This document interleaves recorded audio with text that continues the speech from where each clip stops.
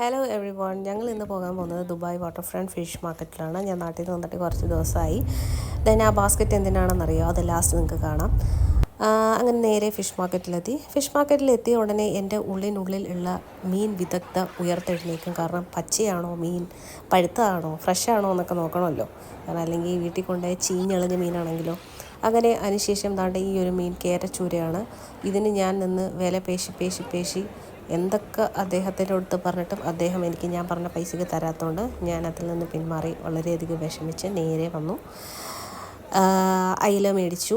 അയില കണ്ട എൻ്റെ കിച്ചിക്ക് ഭ്രാന്താണ്. എനിക്കാണെങ്കിൽ വലിയ താല്പര്യമില്ല. അങ്ങനെ എന്തൊക്കെയോ പറഞ്ഞിട്ട് 2-3 അയിലയൊക്കെ നോക്കിയെടുത്തിട്ട് അതിനുശേഷം നേരെ മീനെല്ലാം മേടിച്ച മീൻ മാത്രമാണ് കേട്ടോ ആ ബാസ്ക്കറ്റ് വെച്ചിരിക്കുന്നത്. ഇപ്പം മനസ്സിലായില്ലേ എന്തിനാണ് ആ ബാസ്ക്കറ്റ് മേടിച്ചതെന്ന്. ബാക്കി പച്ചക്കറിയാണ് കേട്ടോ.